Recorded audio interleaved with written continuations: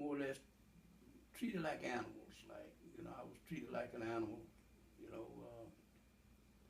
wasn't allowed. There was a lot of places we wasn't allowed to go. We couldn't go into white people houses or nothing like that. We could go to the back door, and we wasn't allowed in the front yard. And and growing up, coming up with as I grew, we wasn't allowed to look in the direction of a white girl. If she was walking toward, we had to hold our head down or change the side of the street, to get on the other side. And we wouldn't dare if we couldn't buy a Coca-Cola. They didn't want you wearing a white shirt. Black man didn't wear a white shirt back then. And unless you was a preacher. If you was a preacher, you could get by with it. Other than that, you couldn't wear a white shirt. They would, some of them would actually take it off you or beat you or whatever, Nothing you could do. And the N-word, I really thought that's what I was until I grew up to know better. Because that's all. He needed us to work in the fields. He'd come to school and get us out of school. He'd go by the house and tell Mr. Pond that get his children, and all of us would be at Snow Hill in the school. And he'd come up there and they'd load us up in a wagon and take us to the field. We had to go. Nothing you could do. He couldn't say leave by children, but see, their children was in school. And on the way to school sometimes, they had a bus. They rode a bus, and we had to walk. And when we saw the bus coming, we had to hit the ditch. Mm-hmm. Because they would take water or whatever it was and try to spit on us or throw things at us, and we had to jump the ditch to keep them from doing that. And it wasn't easy, but we grew used to it. It got to be a way of life. White person say you did something, you couldn't deny it to them. But you get home, you tell your grandmama, said, Grandmama, I didn't do that. I didn't do that. He telling the story on me. Well, she'd believe me. One night I got off from work, and I came out and I was standing waiting on my friend to come out. We worked together. And he said, I got to go back in there, and he went back in to get something. And when he went back in, a white fella walked up to me and said, who you waiting on?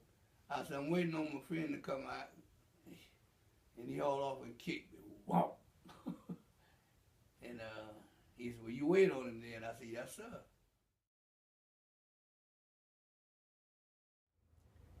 Then after we got up here, I was working at that same restaurant I was telling you about.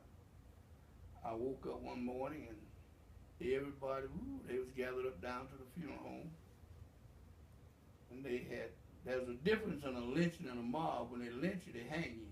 When they mob you, they just take it and beat you to death. So I went down to the funeral. They said they had mobbed a fella. So I went down to the funeral home, and I went in and looked at the body, and everybody was looking at the body, and you could actually see the butt end of axe handles in his skull, where they had knocked holes in his skull.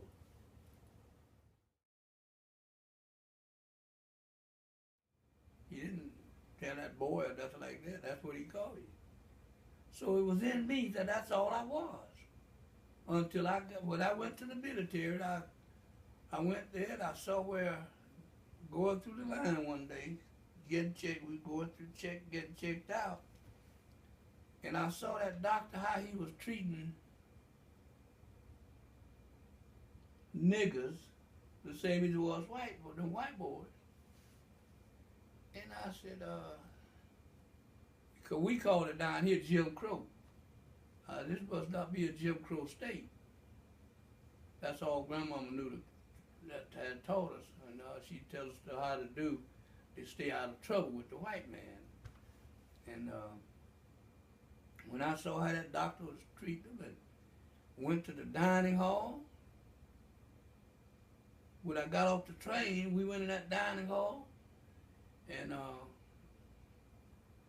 I was fixed to get behind the line. So the man said, "Just get back in line there, get your tray up there." And we was all eating together. This is this is something new. Did you ever participate in boycotts or? No, I never did. I never did. Cause I didn't want to do nothing. I didn't want to get them on. I didn't want to do nothing to my mama and my family. So I never did. And you know, 'cause that's what they would do. They didn't care. They didn't care whether children, crippled, blind, or crazy was in the house. If they wanted to burn it down, they'd stick fire to it. So I didn't want to mess with my family. And they'd taken this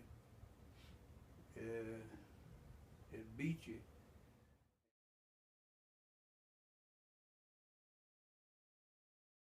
You there?